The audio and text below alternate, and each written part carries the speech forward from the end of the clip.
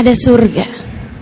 Saya ingat beberapa tahun lalu saya ada berziarah, berkunjung kepada salah satu guru saya, Habibana Zain bin Smith, Madinah.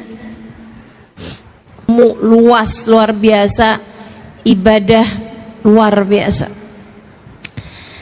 Habis selesai baca zikirnya bersama dengan kami, kisah-kisah orang-orang soleh sama anak-anaknya. Ada tamu, beliau akan temuin tamu. Yang diceritakan adalah hal-hal yang berbau ilmu, hal-hal yang bernilai ibadah, hal-hal yang mendekatkan orang pada Allah Subhanahu wa taala, mendoakan orang lain. Kemudian masuk lagi kami sholat, kemudian dengarkan kami membaca Al-Quran, minta kami untuk baca beberapa hadis dari hadisnya Nabi Muhammad. Beliau kemudian menerangkannya. Dia bilang, saya kalau lagi bersama dengan ini, kalau kamu bisa hidup dengan cara seperti ini, kamu sudah akan berada dalam surga sebelum surga nantinya. Kata Allah tentang para kekasih-kekasihnya, ala inna awliya Allah la khaufun alaihim walahum yahzanun. Ketahuilah, sesungguhnya para kekasih-kekasih Allah Subhanahu wa taala la khauf alaihim, mereka enggak punya rasa takut, enggak punya walahum yahzanun, dan tidak pula bersedih hati. Kenapa begitu? Karena Allah telah memandang jiwanya dan memberikan cahaya dalam jiwanya, sehingga di dunia mereka berasa dalam surga tanpa takut, tanpa sedih. Di akhirat kelak mereka adalah para kekasih-kekasih Allah Subhanahu wa taala. Tanggamu tinggal bersama dengan suami, ayat kursi saat masuk dalam rumah. Adakah itu ada dalam rumah tanggamu? Ataukah semua orang yang ada di dalamnya seperti tidak peduli dengan urusan-urusan antara dia dengan Allah Subhanahu wa taala? Saudaraku sekalian saya muliakan, rumahmu ketika di dalamnya ada ayat-ayat Al-Quran yang dibaca akan menjadi penanda bagi para malaikat-malaikat untuk mendoakan rumah tangga mengingat Allah. Ada hati yang sedang tadabbur Al-Quran. Coba dilihat rumahmu gimana? Ada Qurannya apa enggak? Adakah anakmu membaca Al-Quran di dalam rumah? Enggak Ustazah, soalnya udah gede-gede sibuk sekolah. Bu, kalau kamu lihat anakmu sibuk-sibuk sampai lupa sama Quran, sebelum kamu ngomel-ngomel sama dia, kamu liatin diri kamu, sibukmu dengan apa? Sibukmu dengan apa? Scroll Shopee? Sibukmu dengan apa? Al-Quran. Yuk, mulai kita baca. Nggak apa-apa, biar selembar, 2 lembar, nggak apa-apa. Sore baca apa? Malam sebelum tidur Al-Muluk. Itu sekurangnya ayat Al-Quran yang kita baca. Pagi baca surat Yasin. Kata Nabi, siapa yang kepengen urusannya dipermudah sepanjang hari, awalilah dengan baca surat Yasin. Terutama untukmu yang orang tuamu sudah berpulang ke rahmatullah, atau kaum kerabatmu sudah berpulang ke rahmatullah, pagi-pagi hari hadiahkan untuk mereka surat Yasin.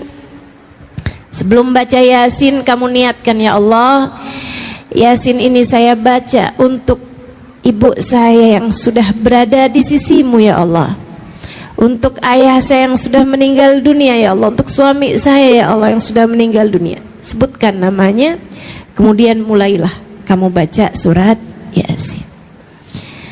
Iqra'u ala mautakum Yasin, kata Nabi Muhammad, bacakanlah Yasin untuk orang-orang yang sudah meninggal dunia di antara kalian.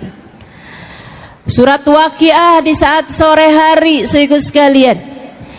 Surat Waqiah surat yang mendatangkan rizki zahir batin. Sayyidina Ibnu Mas'ud ketika mau meninggal dunia mensedekahkan nyaris seluruh hartanya.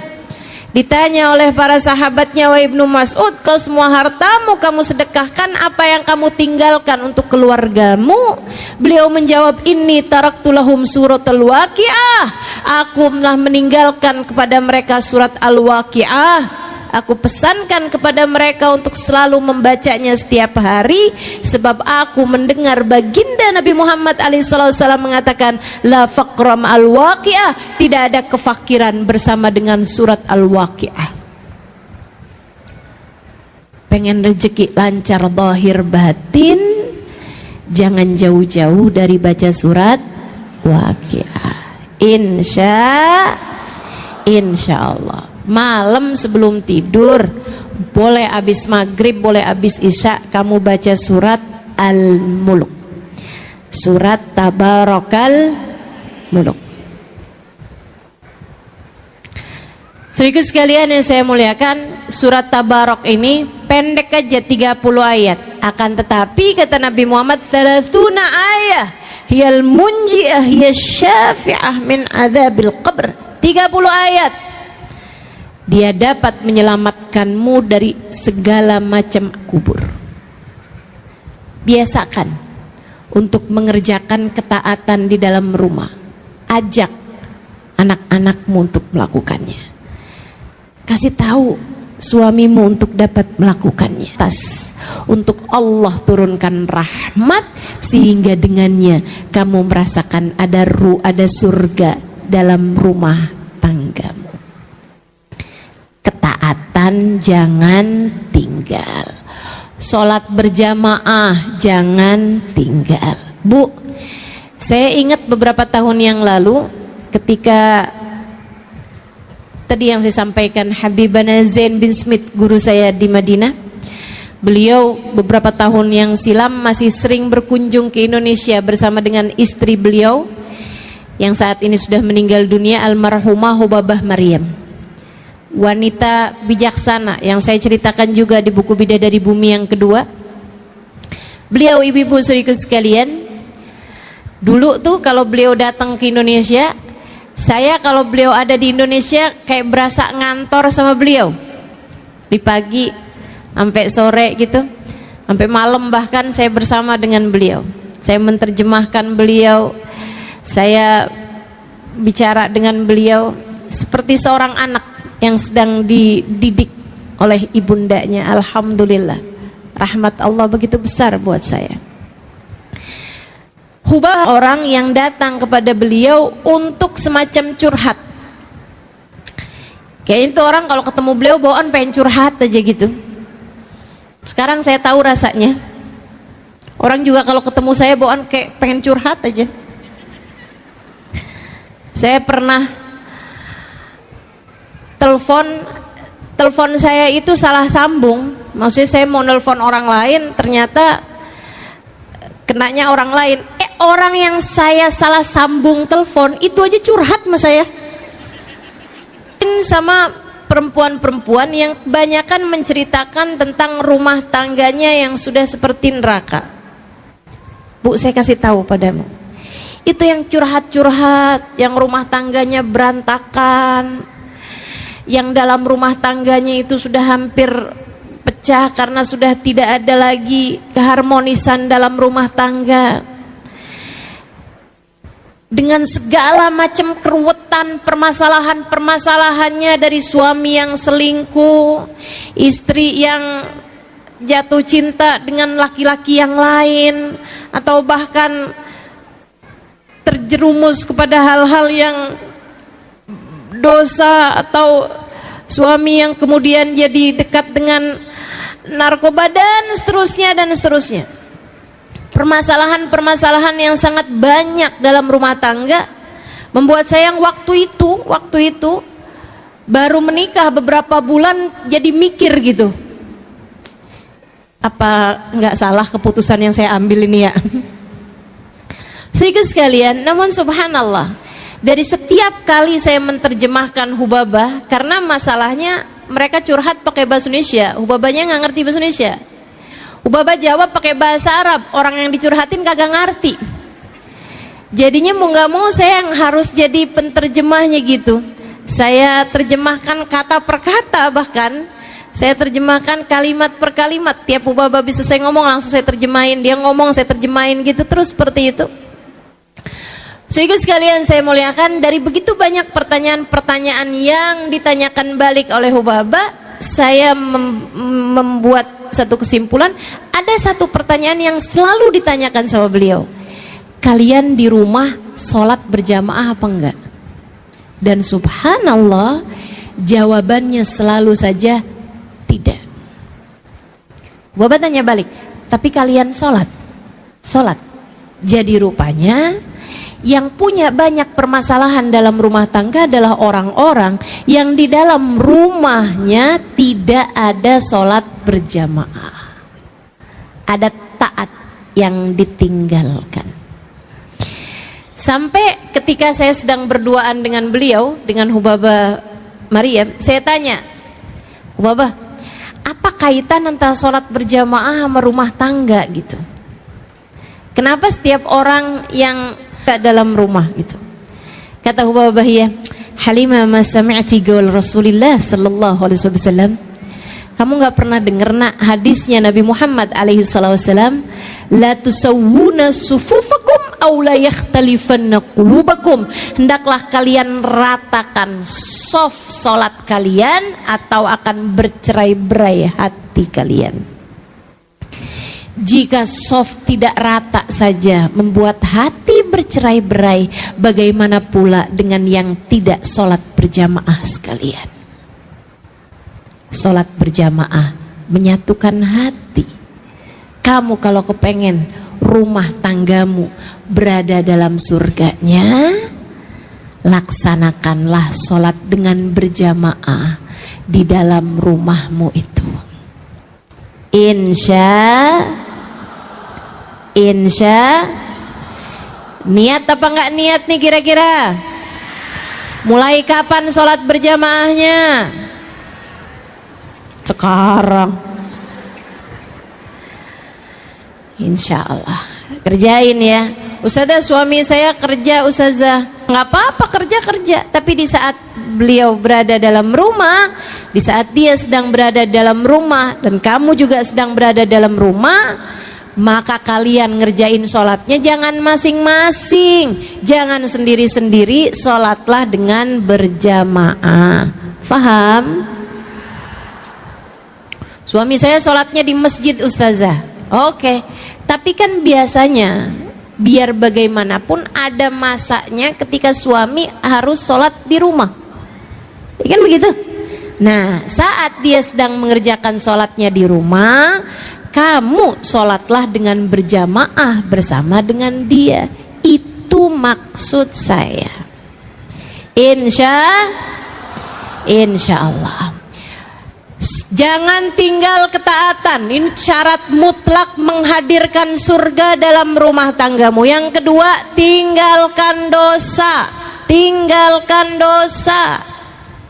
Ustazah, saya sih bisa tinggalin dosa, ustazah, tapi suami saya enggak. Dia selalu saja mengerjakan dosa-dosa di dalam rumah tangga kami. Bu, mulailah dari dirimu sendiri dulu. Mulailah dari dirimu sendiri dulu. Tinggalin dosa-dosa. Saya enggak ngerjain dosa, ustazah.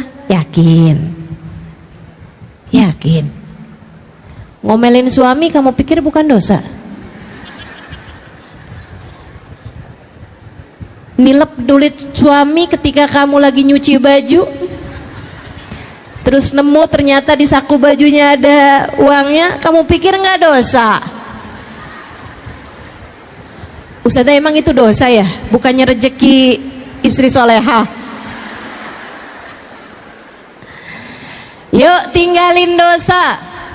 Bu, saat kamu bohong, kamu pikir itu nggak dosa? Dosa. Al-mu'min la yakdzib, kata Nabi Muhammad. Orang mukmin nggak bohong. Orang mukmin nggak bohong. Orang mukmin nggak bohong. Saya ulang-ulangin ini ibu, orang mukmin nggak bohong. Sengaja saya ulangin terus, orang mukmin nggak bohong. Biar kamu ingat dalam pikiran kamu, orang mukmin nggak bohong. Saat kamu nanti mau berbohong, entah kepada anakmu, entah kepada suamimu, entah kepada siapapun, kamu ingat ucapan saya, orang mukmin nggak bohong. Sebab ucapan saya adalah apa yang telah disampaikan baginda Nabi besar Muhammad sallallahu alaihi wasallam ketika beliau ditanya, wahai Rasulullah, yaznil mu'min, apakah orang mukmin ada yang berzina? Kata Nabi Muhammad, bala wa yatub, ya ada orang mukmin berzina kemudian dia bertaubat. Ya Rasulullah, yasrikul mu'min, apakah orang mukmin ada yang bisa nyuri? Ada, kata Nabi Muhammad, wa yatub, tapi kemudian dia bertaubat dari apa yang dia lakukan. Nabi disebutkan beberapa dosa, kemudian Nabi Muhammad mengatakan na'am wa yatub, iya, tapi kemudian dia bertaubat, tapi kemudian dia bertaubat. Syaratnya seorang mukmin bukan pada dosanya, akan tetapi pada taubatnya. Bukan artinya, oh berarti nggak apa-apa ya Ustazah ngerjain perbuatan-perbuatan dosa. Bukan begitu. Akan tetapi orang mukmin mungkin pernah mengalami masa lalu yang kelam, akan tetapi kemudian dia bertaubat dari masa kelamnya tersebut.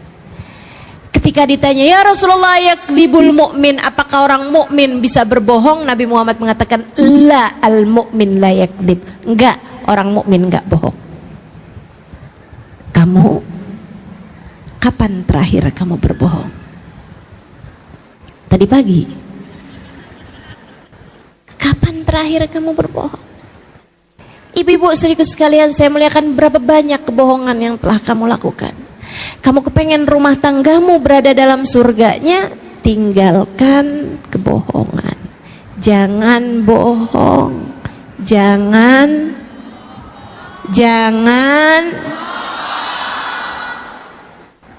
ingetin terus ucapan saya ini. Jangan bohong. Ibu-ibu sekalian saya muliakan, tinggalkan dosa-dosa apapun itu. Kamu kecewa karena suamimu telah menduakan hatimu dan sebagaimana mestinya, tidak memberi kepadamu apa yang kamu harapkan, hingga satu hari ketika suamimu sudah tertidur di sampingmu, ada pesan masuk, hai, apa kabar? Dari mantan ketemuan waktu reuni kemarin. Saya sih Bu nggak setuju dah Bu sama acara reunian. Banyak yang CLBK.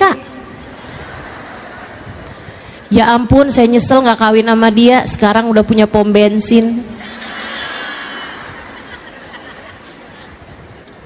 Bahaya banget.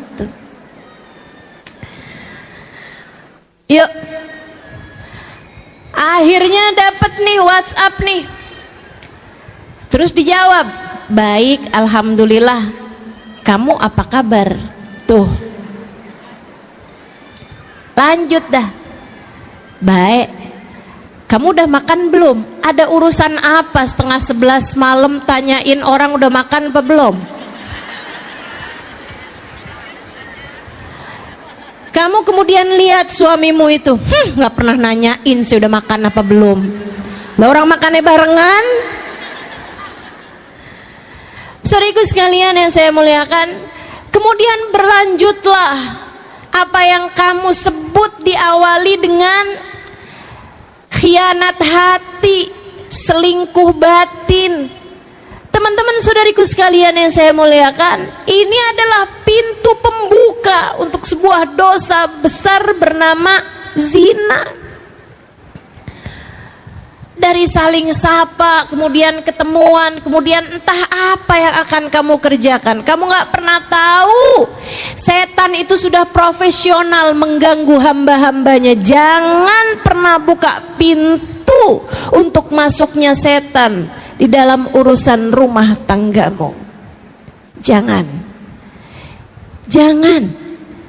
Bisa jadi laki-laki lain lebih ganteng, lebih perhatian, lebih baik, lebih soleh, tapi dia bukan suamimu. Kunci surgamu tidak berada jalan surga ketika kamu taat baik padanya, jalan neraka ketika kamu menghina dia, ketika kamu tidak memperlakukan dia dengan semestinya. Jangan terbiasa mengerjakan dosa dalam rumah tanggamu. Angkat dah dosa-dosa, tinggalkan dosa. Pasti akan lebih damai, pasti akan lebih harmonis, pasti akan banyak turun rahmatnya Allah Subhanahu wa ta'ala kepada rumah tanggamu. Yang ketiga, teman-teman saya sekalian, yang pertama tadi apa? Jangan tinggal taat. Yang kedua apa? Berada di dalam surganya dalam rumah tanggamu. Apa kaitannya Ustazah? Apa kaitannya? Ini saya ceritain. Apa kaitannya? Saya punya teman. Dia seorang daiyah, seorang ustazah di Australia. Teman saya kan banyak, Bu, jangan ngiri. Seorang daiyah di Australia. Satu waktu saat kedatangannya di Indonesia, dia cerita. Namanya Ustazah Ummu Abdurrahman. Dia cerita bahwa dia itu berdakwah di Australia dan ada banyak di antara orang-orang yang mulai masuk dalam agama Islam, sehingga dia banyak mentalkin orang-orang. Sering banget datang ke rumah dia, duduk di ruang tamunya, bahkan di saat dia lagi nggak ada dalam rumah. Nanti kalau pas dia kebetulan pulang, si tetangga itu ada di depan rumah, ada di ruang tamu gitu, dia nanya, ada yang bisa saya bantu? Oh iya, saya kehabisan garam, boleh minta garammu? Dikasihin. Wah, kamu buat duduk aja gitu, kayak tenang banget. Saya nggak ngerti kenapa. Dia bilang padahal rumah tetangga saya ini jauh lebih mewah, jauh lebih bagus daripada rumah saya. AC-nya jauh lebih dingin daripada AC di rumah saya. Dia bilang daripada AC di rumah saya. Dia bilang dekorasinya interior dalam rumahnya jauh lebih indah daripada rumah saya. Tapi dia mengatakan bahwa setiap kali saya duduk di dalam rumahmu, seperti saya berada di dalam surga. Saya nggak ngerti kenapa. Dia bilang, saya pun kemudian kasih tahu sama dia tentang Islam dan lain sebagainya. Tapi dia mengatakan, kenapa di rumah umat Islam kebanyakannya seperti berada di dalam surga? Kenapa? Karena umat Islam dalam hatinya punya cinta kepada Nabi Muhammad. Kenapa begitu? Kenapa kalau orang dalam hatinya punya cinta kepada Nabi Muhammad, kenapa bikin hati orang jadi adem bahkan ketika berada di dalam rumahnya? Karena Nabi Muhammad, Allah mengatakan tentangnya, a'udzubillahi minasyaitonirrajim, wa ma arsalnaka illa rahmatan lil alamin. Dan tidaklah kami utus engkau wahai Nabi Muhammad melainkan sebagai bentuk kasih sayang kami, rahmat kami di atas muka bumi ini. Maka teman-teman saudaraku sekalian, kalau dalam hatimu punya rasa cinta yang besar kepada Nabi Muhammad, senang baca sholawat kepada Nabi Muhammad, bakalan adem hatimu dan bakalan adem pulalah rumahmu. Yang terakhir, kalau kamu kepengen rumah tanggamu jadi tempat turun hujan rahmatnya Allah, menjadikan rumahmu ada surga di dalam rumahmu, saudariku sekalian yang saya muliakan, terakhir, cobalah belajar untuk memiliki akhlakul karimah, akhlak yang baik kepada siapapun. Bangun akhlak yang bagus, bangun akhlak yang baik. Ucapan kasar, kalimat yang menyakitkan hati, tinggalkan. Marah-marah, apalagi nggak jelas marahnya sebabnya apa, tinggalkan. Tinggalkan. Semua bentuk dari akhlak-akhlak yang buruk itu adalah penyebab dari rumahmu seperti berada di dalam neraka. Cobain belajar buat punya akhlak yang baik. Kalau ada suami lagi marah, liatin aja. Liatin aja. Kemudian kalau dia marah-marah, ngomong-ngomong yang gak enak gitu, Bu, kamu dengerin aja tapi gak usah percaya. Gak usah percaya. Sebab yang berbicara bukan hatinya, yang berbicara adalah setan yang sedang menguasai hawa nafsunya. Kamu mau percaya sama setan? Enggak. Saya menuduh suami saya bohong, Ustazah. Suamimu mungkin enggak bohong, tapi yang sedang bohong adalah setan yang sedang menguasai suamimu. Buktinya, coba kamu ingetin betapa seringnya kamu habis marah-marah, habis itu kamu nyesel. Betul? Terus kamu bilang, maaf ya, saya tuh nggak ngomong dari hati saya. Betul? Dari mana tuh kamu ngomong? Dari hawa nafsu.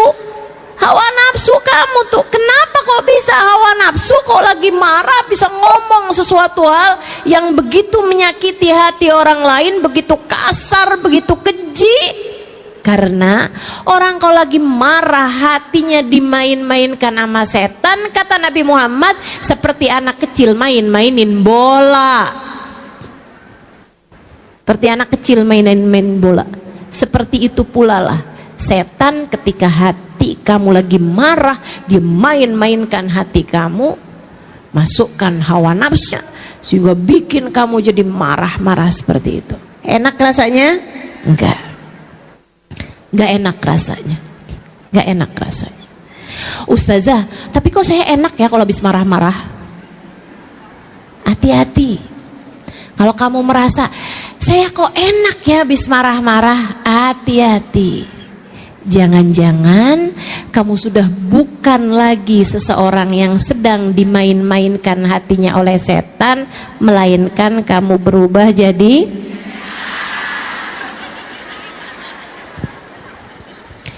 yang seneng kalau lagi marah-marah itu setan, Bu, bukan manusia.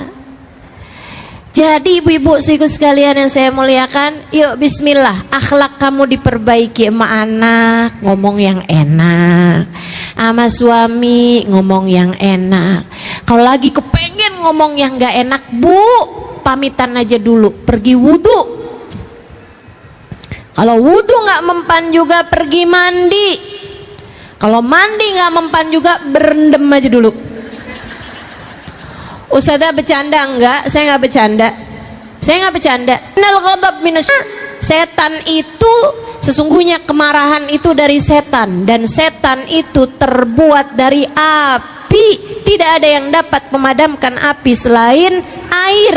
Maka apabila seseorang di antara kalian sedang marah, segeralah pergi berwudu. Kata Nabi begitu. Kata para ulama, kalau wudu enggak mempan juga, mandi deh kamu. Adem.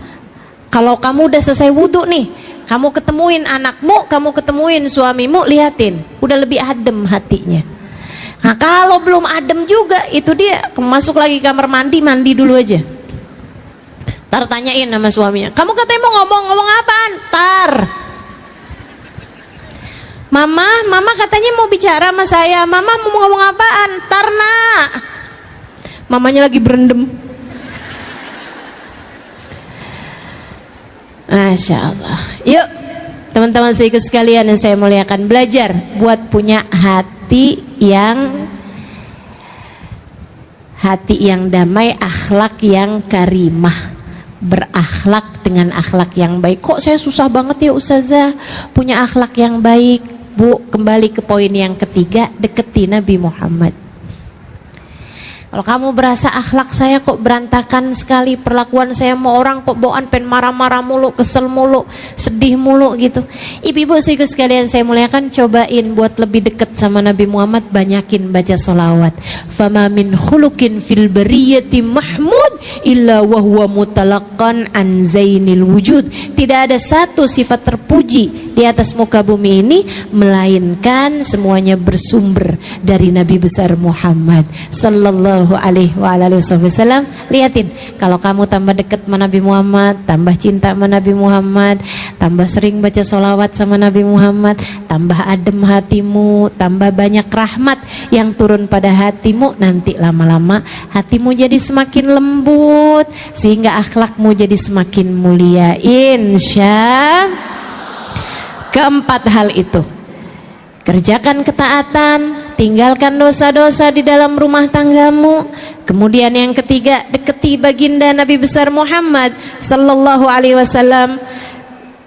Dengarkan lebih banyak kisah tentang Nabi Muhammad, dengarkan, hadiri majelis-majelis yang menjadikanmu lebih berasa dekat dengan Nabi Muhammad. Kemudian yang keempatnya, milikilah akhlak yang terpuji. Keempat hal tersebut jika ada di dalam rumah tanggamu akan menjadi surga sebelum surga nantinya. Allah akan turunkan rasa cinta antara suami sama istri, rasa cinta antara orang tua sama anak, rasa cinta antara saudara sama saudaranya, rasa cinta antara teman sama temennya, sahabat-sahabatnya, rasa saling cinta antara tetangga sama tetangganya, rasa saling hormat antara orang-orang di sekelilingnya, semuanya menjadi sebuah kesatuan hati, menjadi hati yang saling terpaut satu sama lain, tempat turun hujan rahmat Allah Subhanahu wa taala di atas muka bumi ini insyaallah. Semoga rumahmu menjadi rumah tempat turun hujan rahmat Allah di atas muka bumi ini. Ala hadhihi niyah wa bikulli niyatin. Hari Jumat, hari pilihan Allah Subhanahu wa taala, hari yang disukai Allah Subhanahu wa taala jalla jalaluhu wa ta'ala azamatuh. Karenanya sebagai umat Islam kita diminta secara khusus, sebagai umat Nabi Muhammad, di Jumat nih hadiah Allah buat Nabi Muhammad, dilipat gandakan amal-amal ibadah. Karenanya sebagai umatnya Nabi Muhammad, hari Jumat ada amalan yang sangat baik dilakukan. Assalamualaikum warahmatullahi wabarakatuh. Alhamdulillah, wassalatu wassalamu ala rasulillah Muhammad ibn Abdillah wa ala alihi wa sahbihi wa man wala. Subhanaka la ilma lana illa ma 'allamtana innaka antal alimul hakim. Rabbi shrah li sadri wa yassir li amri wahlul 'uqdatan min lisani yafqahu qawli, amma ba'du. Baik, sebelum kita mulai, kita akan baca niat belajar bersama-sama. Mudah-mudahan ilmunya nanti sekali lagi jadi ilmu yang manfaat buat kita sekalian. Bismillahirrahmanirrahim. Nawaitu ta'allum wa ta'lim wan naf'a wal intifa' wal mudzakarah wat tadhkir wal ifadah wal istifadah wal hidza ala tamassuk bi kitabillah wa sunnati rasulillah sallallahu alaihi wa alihi wasallam wa du'a ila al huda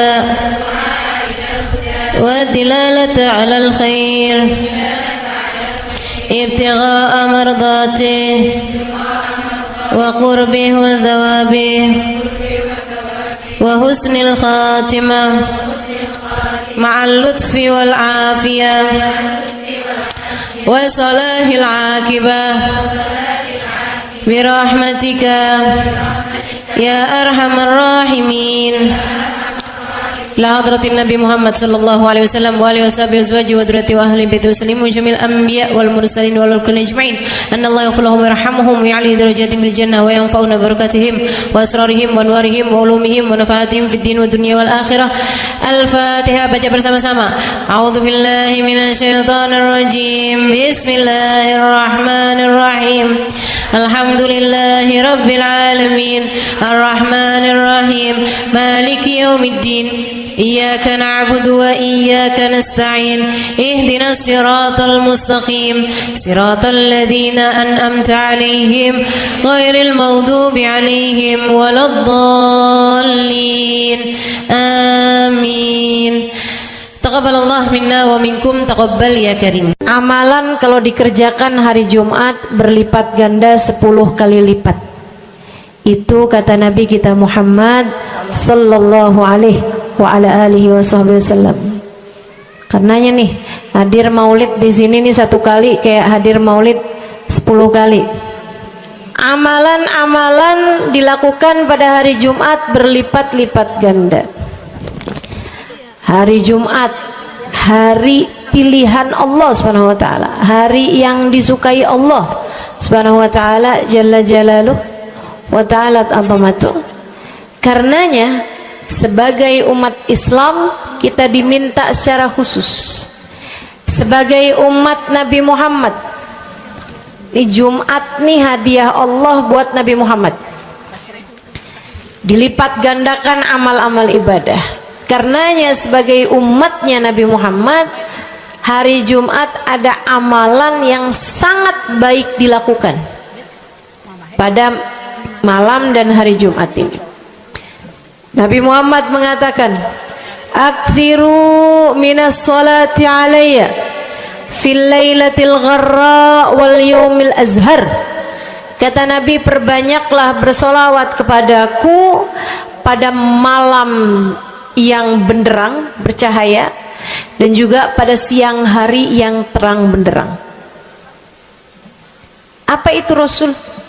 Malam hari yang terang, siang hari yang terang. Itu malam dan siang apa? Apa yang mataharinya paling cetar membahana gitu? Atau malam purnama gitu? Atau bagaimana? Kata Nabi Muhammad, pada malam Jumat dan pada hari Jumat. Ini yang sekarang kita berada. Disunahkan, dianjurkan, direkomendasikan kita umat Islam untuk secara khusus memperbanyak bersolawat kepada Nabi besar Muhammad. Maka kita hadir pada maulid hari ini, pagi ini, mudah-mudahan dapat banyak keberkahan. Karena dalam maulid tuh per berapa baca solawat, sekian baca solawat, dikit-dikit solawatan, kan begitu. Alhamdulillah.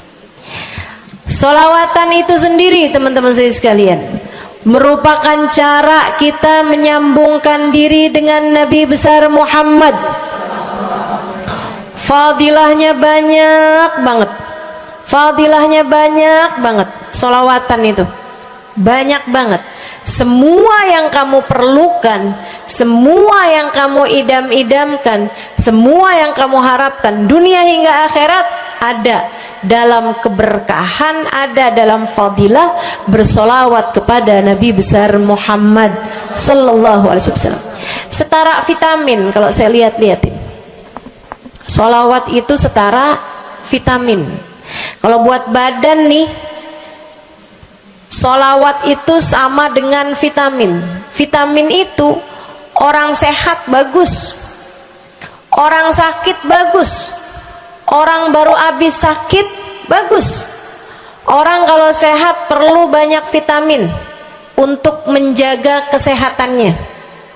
Orang kalau sakit perlu vitamin biar cepat sembuh dari sakitnya, kan begitu? Orang kalau baru habis sakit, baru habis operasi, nah itu vitamin mesti perbanyak biar cepat pulihnya. Demikian pula dengan vitamin bagi kehidupan dunia akhirat kita adalah salawat kita kepada Nabi besar Muhammad sallallahu alaihi wasallam. Orang kalau banyak baca salawatnya, insya Allah penyakit-penyakit hati ini mudah-mudahan disehatkan Allah.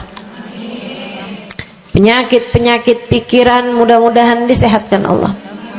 Masalah-masalah yang ruwet-ruwet biar jadi pada lancar. Jalan-jalan yang sepertinya buntu mudah-mudahan jadi terbuka.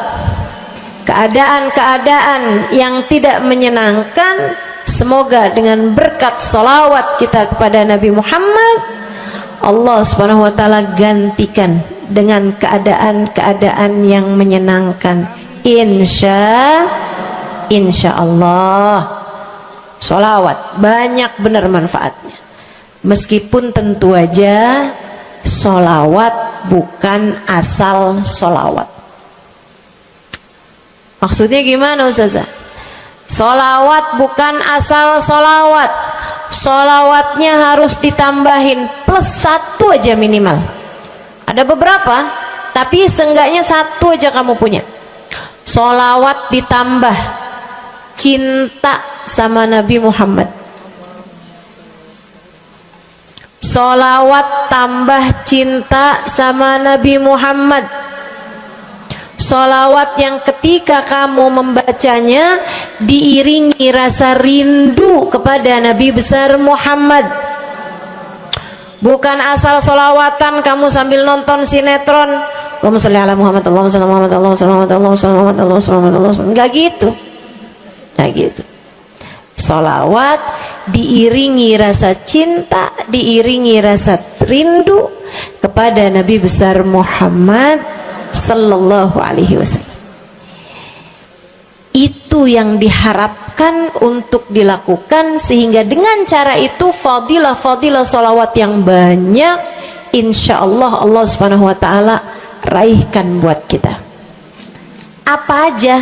Yuk saya mau ngasih tahu beberapa di antaranya.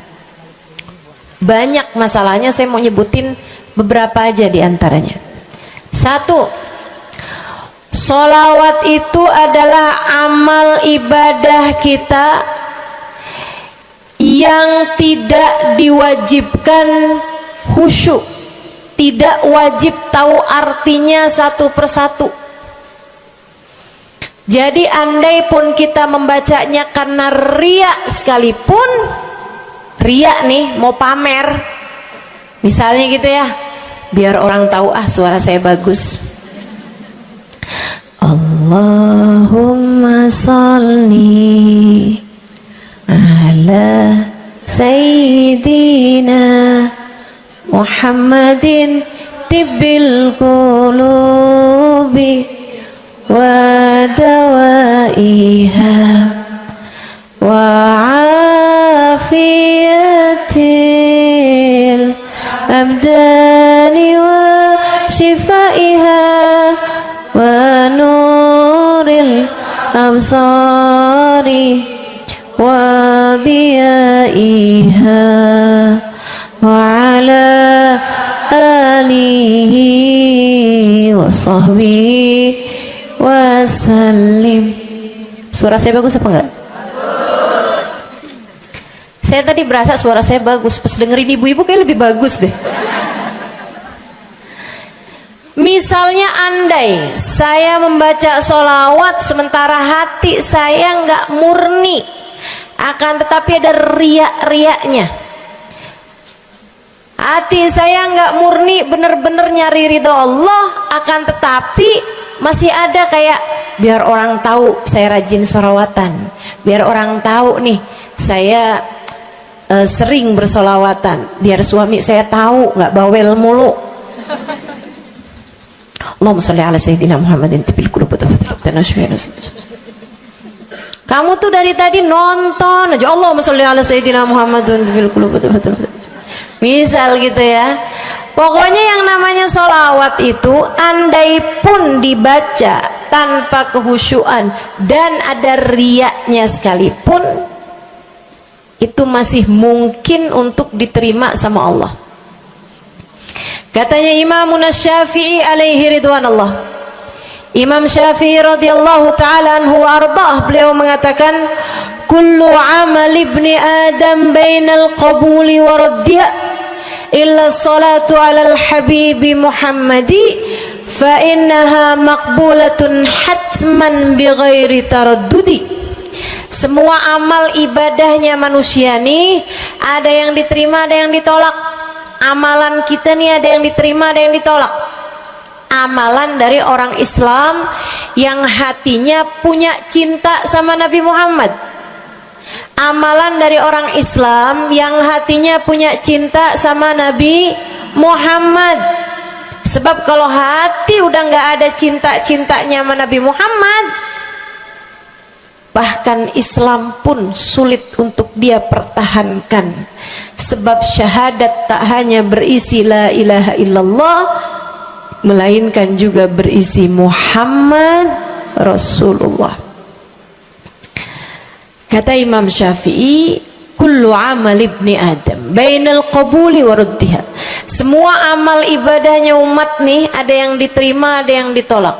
Illa salatu alal habibi Muhammadi, selain salawat kepada Nabi Muhammad. Fa innaha maqbulah, karena sungguhnya salawat itu akan diterima oleh Allah hatman bighairi taraddudi, secara pasti tanpa ada keraguan-raguan. Kamu mati bawa iman, salawatmu semua diterima sama Allah. Dengan syarat tadi, mati bawa iman, salawatmu akan diterima semua sama Allah Subhanahu wa taala jalla jalaluhu wa ta'ala azamatuh. Saya pernah nanya sama saya punya kiai di Tegal. Saya bilang, kenapa salawat itu pasti diterima sama Allah? Beliau memberikan ibarat. Kata beliau, karena Nabi Muhammad itu kekasih Allah. Karena Nabi Muhammad itu manusia paling tercinta di sisi Allah, sehingga apapun kalau lewat jalannya Nabi Muhammad itu akan lebih mudah buat diterima sama Allah. Semacam begini loh, kata kiai saya, semacam begini nih. Kamu kalau kirim surat misalnya ke gubernur, apalagi presiden, apalagi raja misalnya, kamu kalau mau kirim surat kepada orang besar, maksudnya orang yang memiliki kekuasaan atau pangkat atau apapun lah. Nah itu kan mau nyampe nya surat tersebut dari kampung nih, minta jalannya dibenerin, mau kirim surat ke gubernur, itu mesti lewat desa, habis desa ke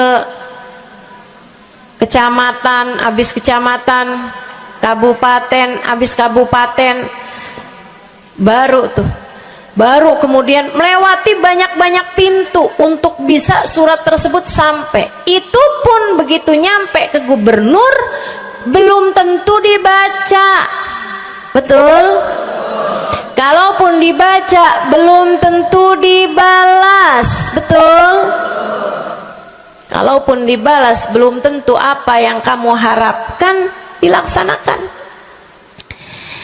Akan tetapi kalau kamu punya jalur khusus, kenal sama anaknya gubernur, bahkan bukan cuman kenal, kamu dekat, apalagi jika bukan hanya dekat tapi kamu disayang sama anak gubernur.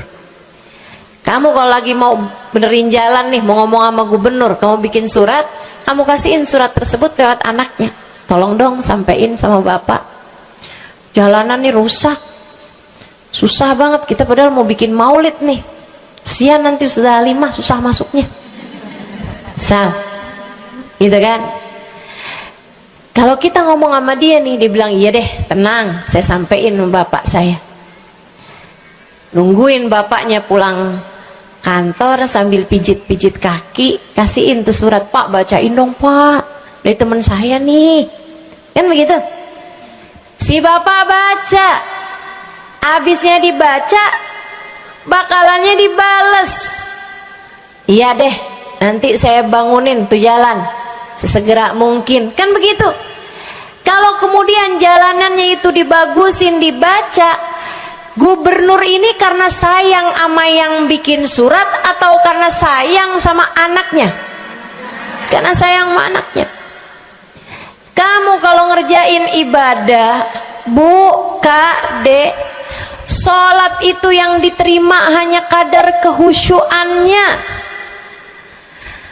Sedekah itu yang diterima hanya kadar keikhlasannya.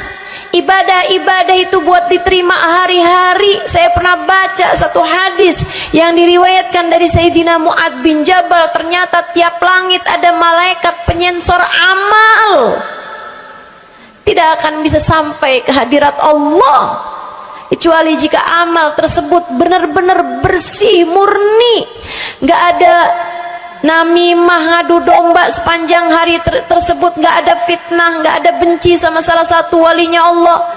Buat amal ibadah diterima di sisi Allah itu bukan main susahnya. Meskipun tentu saja walaupun susah kita sih kerjain, tetap aja kerjain. Bukan berarti oh sholat belum tentu diterima, ya udah dah kalau gitu nggak usah sholat. Ya,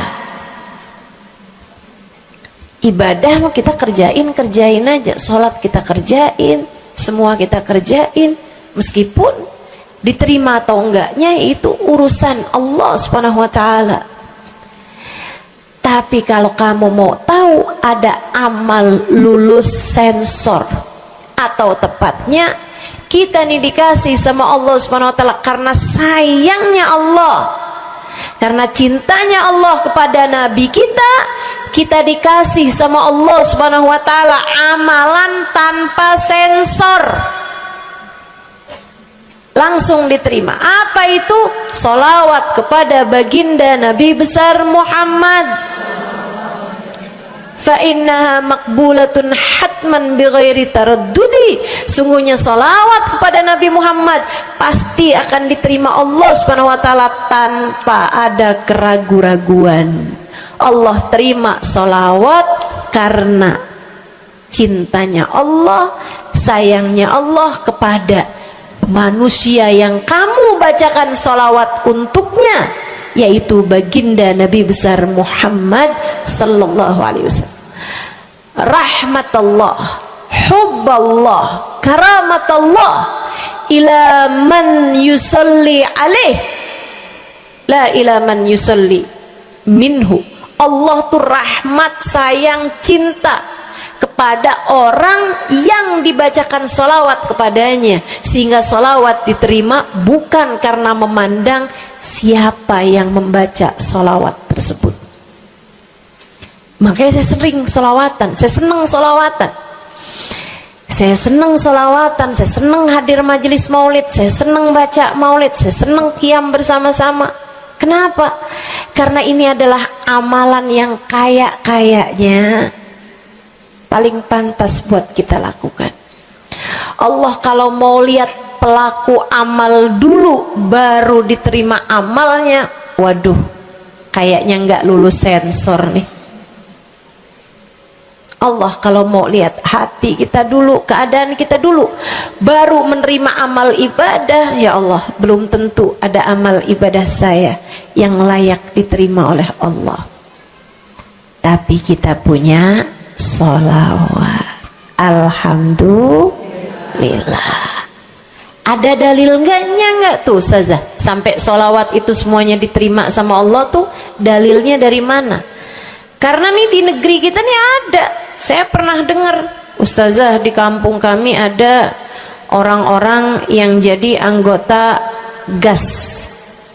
Apa itu GAS? Gerakan anti sholawat. Lah, serem bener. Ada lagi namain dirinya GAM. Apa saya bilang? Gerakan Anti Maulid. Ya, saya dengernya kesian bener. Kesian bener. Lantas dia mau menghadap Allah bawa amal bekal apa? Bukankah sholawat adalah amalan kita umat Islam yang ketika melakukannya Allah tidak peduli siapa yang membaca sholawat, yang Allah pedulikan adalah kekasih hatinya, kekasih Allah yang dikirimkan sholawat kepadanya, yang disolawatinnya yaitu Nabi besar Muhammad alaihissalam. Dalilnya hadisnya Nabi Muhammad sallallahu alaihi wasallam. Kata Nabi Muhammad, mulailah doa kalian dengan salawat padaku, akhirilah doa kalian dengan salawat padaku, karena sesungguhnya salawat padaku akan diterima Allah. Masakah Allah menerima depan, menerima belakangnya, dan kemudian menolak tengah-tengahnya? Gitu kata Nabi. Diajarin, kamu kalau doa solawatan dulu, ntar abis doa juga solawatan lagi. Biar kenapa Rasul? Biar di awal diterima udah pasti, di akhir diterima udah pasti, tengah-tengahnya nih doa kamu biar diterima sama Allah Subhanahu wa Ta'ala. Artinya bahwa solawat itu memang amalan kita yang akan diterima Allah Subhanahu wa Ta'ala. Andai nggak ada fadilah solawat selain yang ini, saya akan bersolawat. Andai nggak ada fadilah lain nih, nggak ada. Solawat tuh fadilahnya cuma amal ibadah yang diterima sama Allah. Saya mau kerjain, karena nggak gampang mau nyari amal ibadah yang kita pantas diterima oleh Allah Subhanahu Wa Taala. Bu, solatmu seberapa mampu buat khusyuk? Hah? Lagi sholat, ada tetangga ketuk pintu, dibukain sama anak kita. Itu sebelum dibukain hati kita, ya ampun pada kemana sini? Gak dibuka-buka tuh siapa lagi yang datang? Kita udah sampai yang Bismillahirrahmanirrahim, sampai kita keras-kerasin, kagak juga ada yang bukain pintunya. Udah berisik sholat kita, Bu. Baca apaan, yang kita inget apaan? Habis dibukain pintu diomongin, iya nih mau ngundang tangga belakang rumah nih, mau nyunatin anaknya. Nanti hari Minggu jam 8 pagi, iya ada pengajian, undang kiai dari kampung sebelah. Itu semuanya informasi yang disampaikan sama tuh tamu, kita dengar semua. Sampai udah mikir mau ngamplop berapa enaknya ya, panjang bener. Betul begitu? Pakai baju yang mana ya? Betul begitu? Berisik. Ustazah kok tahu? Iya, nah saya juga gitu. Sholat kita masih bising, sholat kita masih berisik. Rasanya masih belum pantas sholat kita ini untuk bawa kita menuju surga. Belum pantas rasanya sholat kita ini untuk kita haturkan kepada Allah Subhanahu wa Ta'ala. Sholat kita ini belum layak diterima, bagaimana mungkin untuk dibalas? Diterima aja masih belum pantas. Katanya Sayyidina Hasan Al-Basri alaihi ridwanullah, salah la tahdur fiha al-qalb fahiya ila al-uquba asra. Salat yang hati kamu nggak hadir di dalamnya lebih mendekatkanmu kepada azabnya Allah Subhanahu wa Ta'ala. Na'udzubillah min dzalik. Gimana nih modelannya? Gak bisa kita andalkan sholat kita, meskipun tentu saja kita tetap harus sholat. Jangan tinggal sholat. Ninggal sholat tuh kayak lagi gunting-guntingin tali yang antara kita dengan Nabi Muhammad. Kita nih sama Allah dikasih banyak tali nih. Kamu kalau berani ninggal sholat tuh kayak lagi guntingin tali. Sekali kerjain, cret, putus. Sekali lagi ngerjain, cret, putus. Ada beberapa tali, udah tuh. Ninggalin sholat beberapa kali dengan kesengajaan, dengan pengetahuan, sangat sulit untuk menyambungkan dirimu dengan baginda Nabi besar Muhammad sallallahu alaihi wasallam yang telah mengatakan sesungguhnya perbedaan antara kita dengan orang non muslim adalah urusan sholat. Jadi itu fadilahnya sholawat. Jadi amal ibadah yang akan diterima Allah. Yang kedua, sholawat itu fadilahnya teman-teman sekalian menjadikanmu lebih mungkin dikenal sama Nabi Muhammad. Ini kalau buat saya penting banget. Jadi seseorang dikenal sama Nabi Muhammad. Ibu, kata orang nih saya terkenal. Diam semua. Kata orang saya terkenal. Seenggaknya follower saya lebih banyak lah daripada ibu-ibu. Ya kan begitu? Seenggaknya yang dengerin kajian-kajian saya lebih banyak lah daripada yang dengerin ibu-ibu di rumah. Tapi ya Bu, kalau saya pikir-pikirin, sebenarnya dikenali sama siapapun itu enggak jadi manfaat kalau saya tidak dikenal sama Nabi Muhammad. Sebagaimana ibu-ibu, andai nggak ada siapapun mengenal dirimu Bu, kayak tetangga aja mau ngawinin kamu nggak diundang, misal andai nih saudara kita sendiri kenal tapi kayak nggak mau kenal gitu, andai nggak banyak orang kenal sama kita gitu kan, karena ya kita bukan sesiapa, misalnya gitu.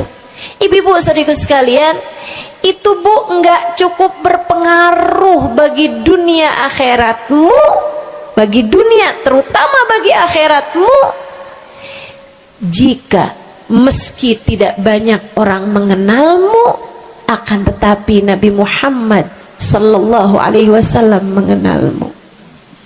Saya sering bercerita tentang Zarqa, seorang perempuan, nggak ada siapapun kenal.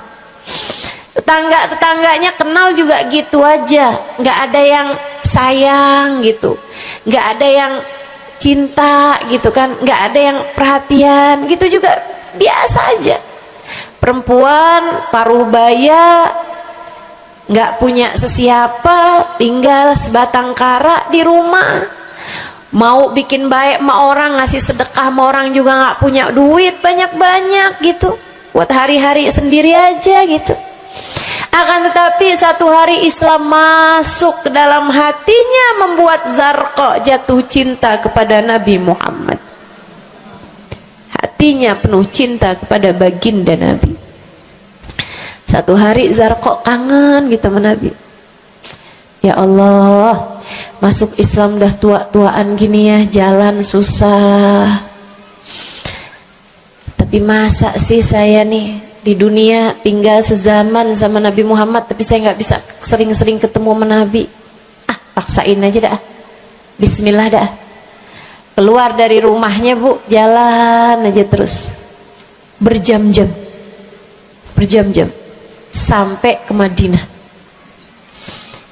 Di Masjid Nabawi, Masjid Madinah, masjidnya Nabi, duduk nungguin Nabi. Mau ngetuk pintu nggak sopan, berasa nggak adab, nggak akhlak, ngetuk rumah Nabi Muhammad alaihissalam.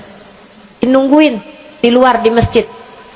Sambilan nungguin dilihat ada sampah, ada kotoran-kotoran di sekitar masjidnya Nabi.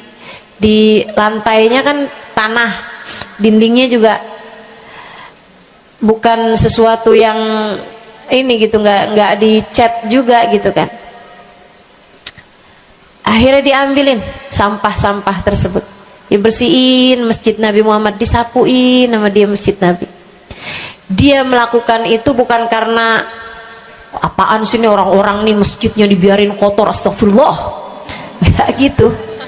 Tapi dia melakukan itu bukan sambil ngomelin orang-orang yang buang sampah sembarangan, akan tetapi karena rasa cinta kepada baginda Nabi besar Muhammad sallallahu alaihi wasallam. Nabi keluar, disamperin bu sama Nabi Muhammad, karena Nabi itu urusannya urusan hati. Jadi kamu kalau kepengen dikenalin sama Nabi bukan dengan wah ada maulid Nabi nih saya harus duduk paling depan, enggak. Urusan sama Nabi itu urusan hati. Urusan sama Nabi urusan rasa, bagaimana kamu terhadap Nabi Muhammad sallallahu alaihi wasallam, seperti itu pula lah Nabi Muhammad kepadamu. Kamu sering merasa rindu sama Nabi, Nabi juga rindu sama kamu. Kamu sering ingat sama Nabi Muhammad, Nabi juga sering ingat sama kamu. Tapi kalau kamu lupa sama Nabi Muhammad, kalaupun lagi dengerin kajian tentang Nabi Muhammad, bosen Nabi Muhammad mulu yang diceritain, astagfirullah. Atau kamu baru ingat sama Nabi Muhammad di saat-saat seperti ini, pas udah pulang ke rumah, mikirin urusan tagihan listrik, mikirin urusan makan siang, makan malam, harus masak apa, sampai Nabi Muhammad nggak pernah lagi ada di pikiran kamu. Kalau seperti itu jangan salahkan siapa-siapa. Jika kamu pun juga menjadi seseorang yang dianggap lalu saja oleh Nabi Muhammad, nggak dikenali secara khusus.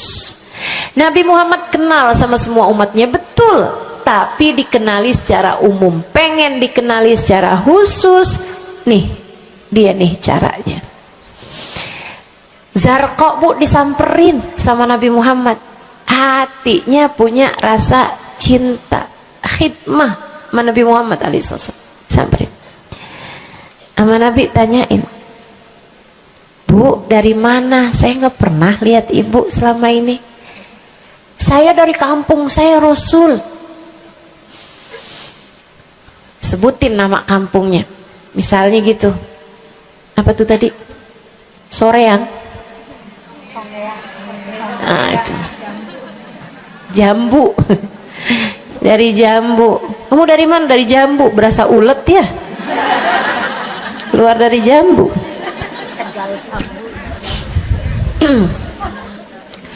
Sehingga sekalian, Nabi kemudian bilang, dia bilang nih si Zarqa, nama saya Zarqa Rasul, saya dari kampung.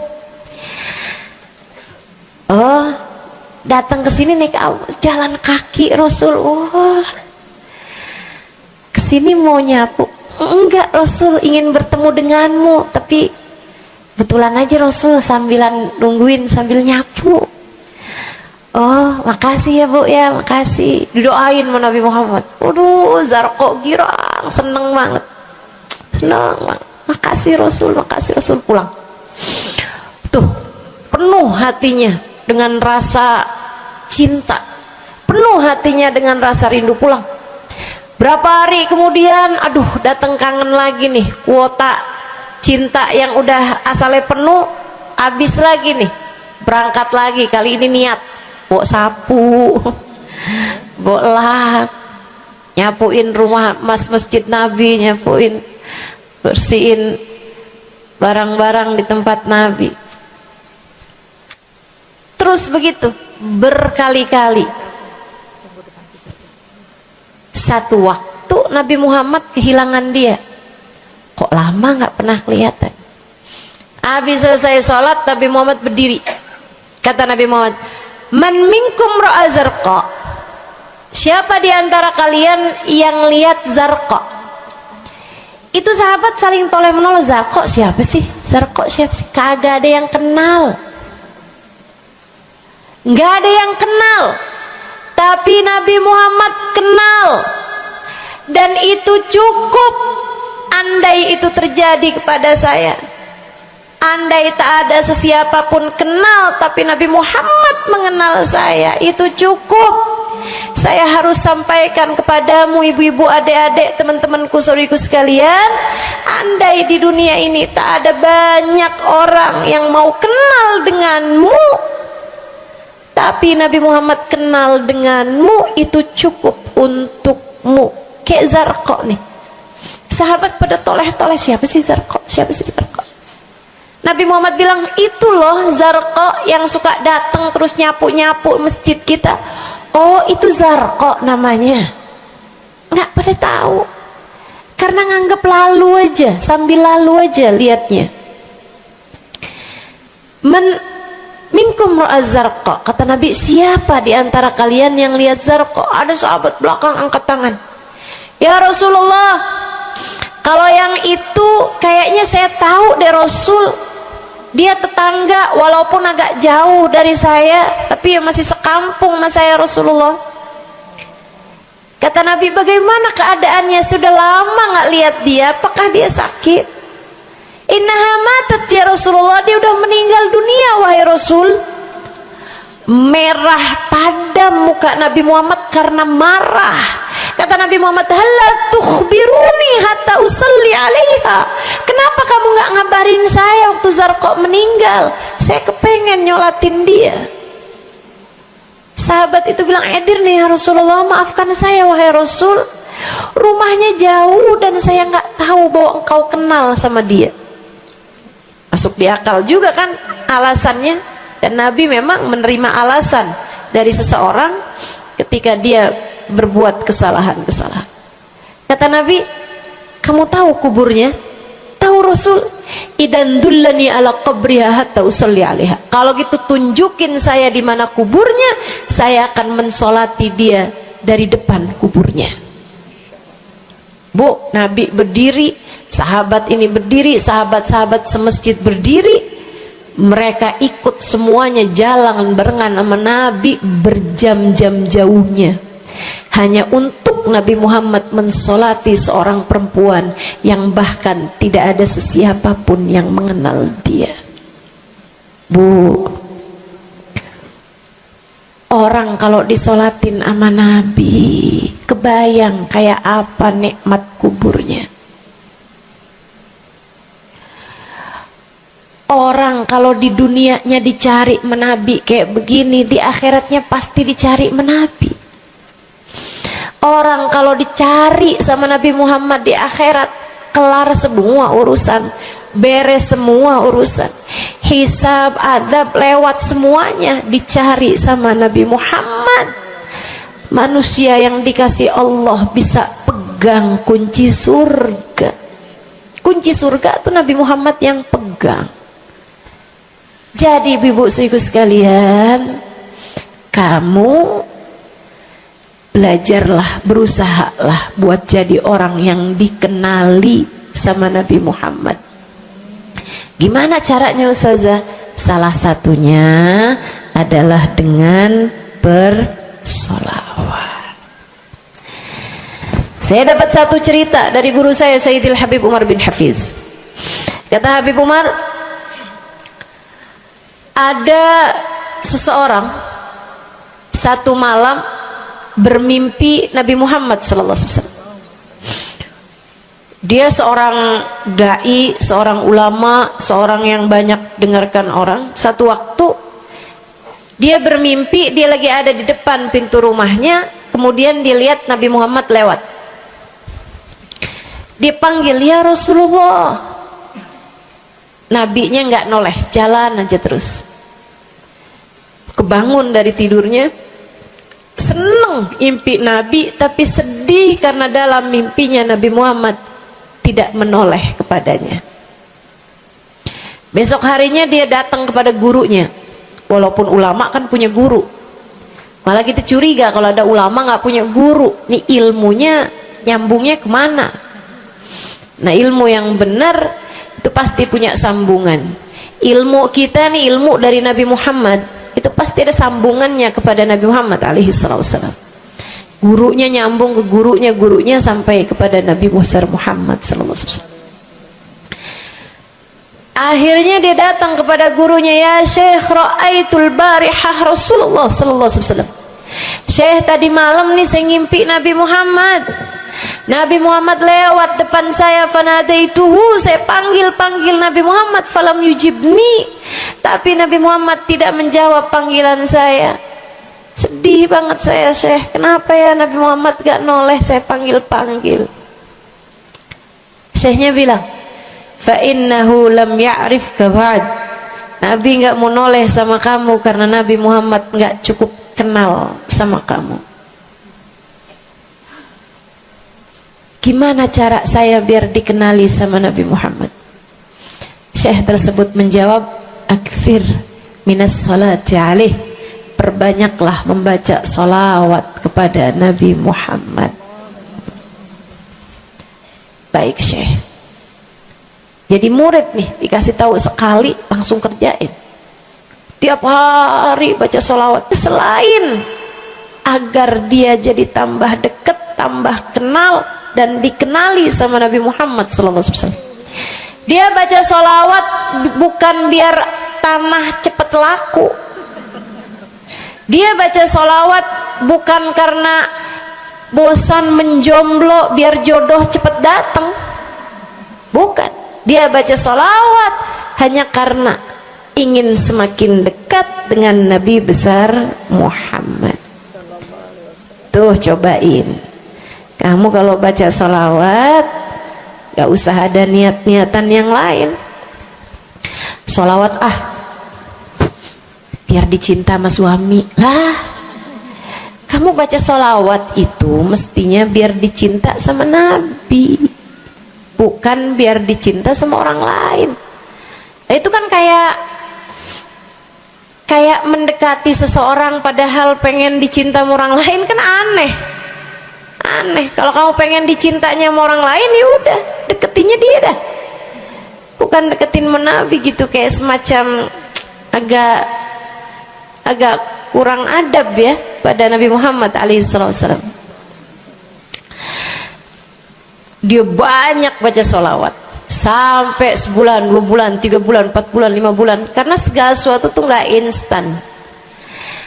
Beberapa waktu yang cukup lama dia kembali bermimpi Nabi besar Muhammad. Mimpinya persis sama tuh kayak yang tadi. Dia lihat Nabi Muhammad lewat di depannya. Dipanggil Nabi Muhammad, ya Rasulullah. Nabi berhenti, noleh dengan seluruh tubuhnya. Assalamualaikum warahmatullahi wabarakatuh ya Rasulullah. Nabi Muhammad menjawab, waalaikumsalam warahmatullahi wabarakatuh. Dalam mimpinya dia sekalian nanya sama Nabi, ya Rasulullah, dulu saya bermimpi yang sama denganmu wahai Rasul, sama dengan sekarang wahai Rasul. Aku memanggilmu akan tapi engkau tidak menjawab panggilanku.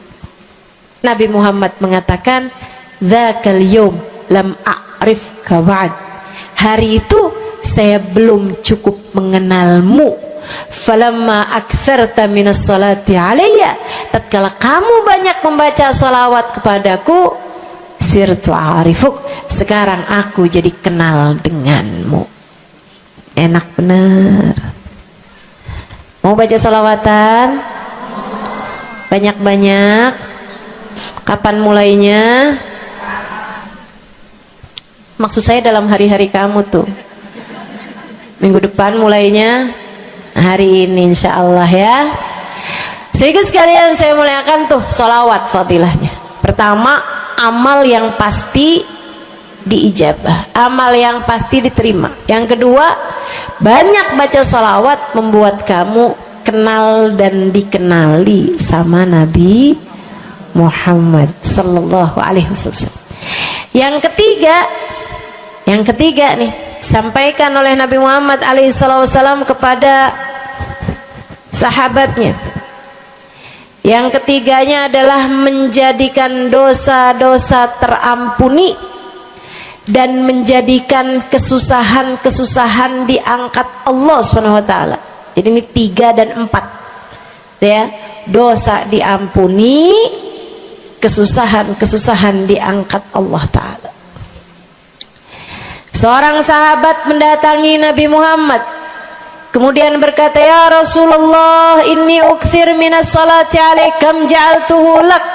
Wahai Rasul, saya senang banget baca salawat kepadamu. Berapa dari salawatku yang aku hadiahkan untukmu? Nah, ini ada beda pentafsiran. Ada tafsir yang mengatakan dari salawat tersebut yang banyak itu berapa yang saya hadiahkan untukmu gitu.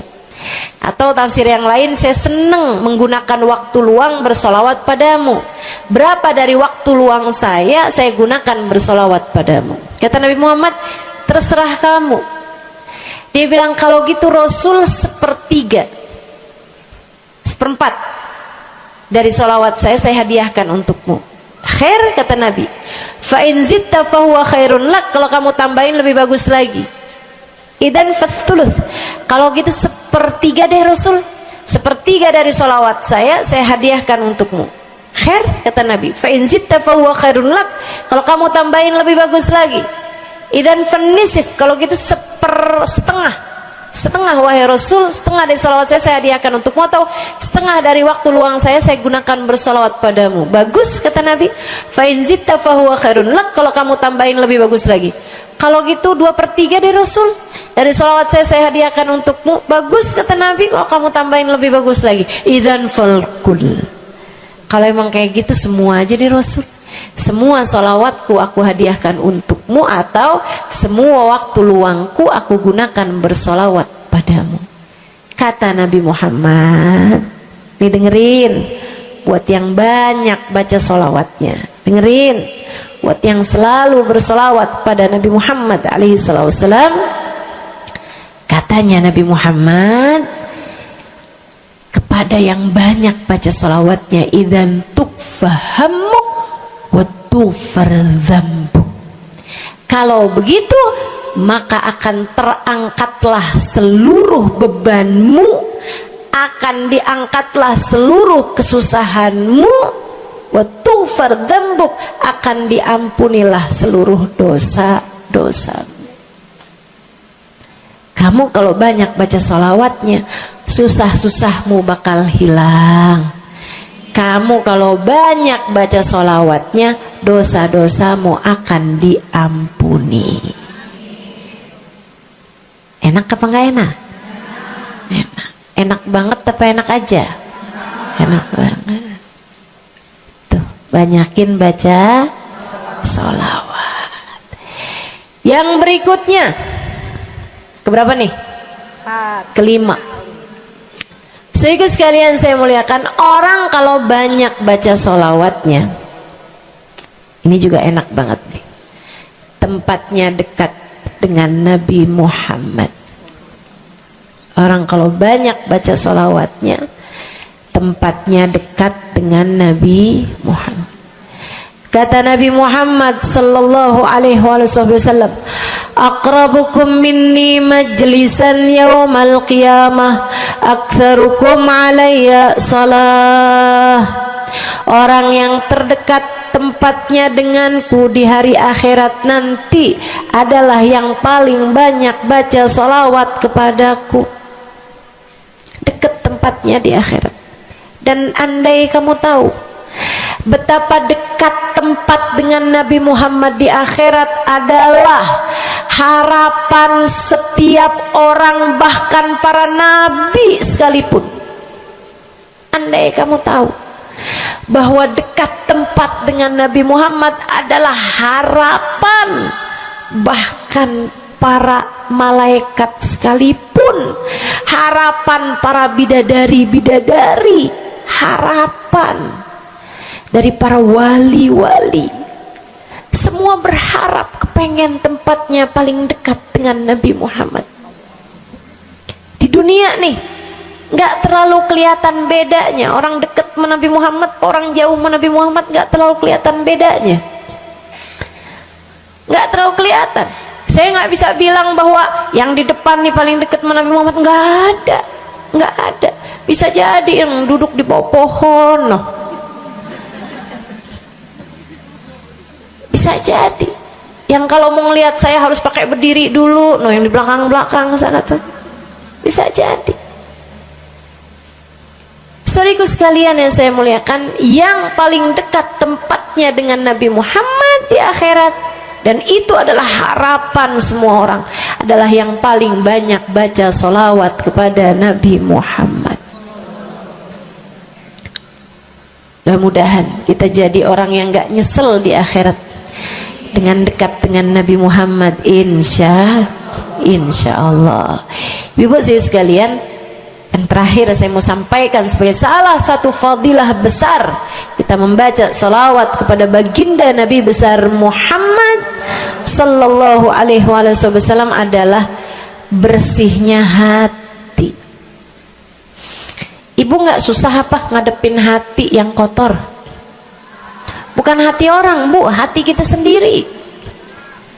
Ya Allah, ya Allah, ketemu sama si itu, pikiran langsung ya, ih orang itu ya,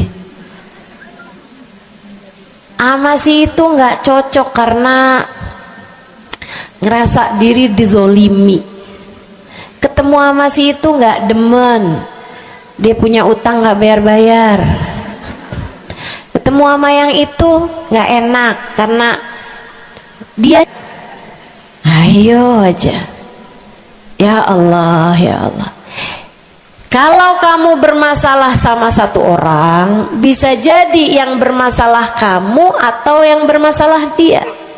Tapi kalau kamu bermasalah sama semua orang, dipastikan yang bermasalah adalah dirimu sendiri. Bisa-bisanya sama saudara nggak akuran, sama suami beranteman mulu, sama anak-anak juga anak-anak berasa, sama anak-anak juga anak-anak berasa nggak dekat. Kemudian lagi sama tetangga pada sebel, tua nggak akuran. Masya Allah, Masya Allah. Yang bermasalah dirimu. Kenapa sih saya udah baik kayak begini, tapi semua orang musuhin saya? Kagak baik. Kalau kamu baik nggak bakal dimusuhin sama semua orang, kan begitu? Kalau kamu baik nggak bakalan dihindarin sama semua orang. Saudaraku sekalian saya muliakan, memang menghadapi itu saya udah lihat, sering ditanya, Ustazah ini kan dakwah, siapa yang paling sulit dihadapi? Diri sendiri. Gak ada yang sulit saya hadapi lebih daripada diri sendiri. Diri sendiri yang paling sulit kita hadapi. Makanya katanya Syekh Jalaluddin Ar-Rumi, siapa yang bisa mencari kedamaian dalam dirinya, siapa yang sudah selesai menghadapi dirinya, dia akan mampu menghadapi siapapun. Itu yang diminta Sayyidina Musa alaihi salam, Nabi Allah Musa, ketika diminta untuk menghadapi Fir'aun. Yang beliau minta sebagai bekal adalah kemampuan menghadapi diri sendiri yang bersumber dari hati yang lapang. Karenanya begitu diminta untuk menghadapi Fir'aun, yang diminta oleh Nabi Musa, Rabbi syrahli sadri, ya Allah lapangkanlah dadaku, wa yassirli amri, mudahkanlah urusanku. Jadi yang diminta sama Nabi Musa bukan yang siapkan peralatan ya Allah buat saya, ya Allah siapkan mukjizatku ya Allah, yang sekali lirik Fir'aun langsung tunduk sama saya gitu ya Allah. Nggak gitu yang diminta. Ya Allah saya minta, ya Allah saya bisa pegang apapun, bisa saya ubah jadi ular biar bisa. Nggak gitu Nabi Musa. Yang diminta adalah kemampuan menghadapi diri sendiri. Rabbi syrahli sadri, ya Allah lapangkan dadaku, mudahkan urusanku, biar saya bisa ngadepin Fir'aun dengan lebih bijak, biar saya bisa ngadepin orang lain dengan akhlak yang terpuji. Tuh Nabi Allah Musa. Saudara sekalian yang saya muliakan, karenanya nih paling susah dihadapi nih hati sendiri, diri sendiri paling susah dihadapi. Saya sebagai orang yang sulit menghadapi diri saya sendiri, saya sampaikan salah satu dari tips yang bisa saya bagikan kepadamu: banyakin baca sholawat. Cobain.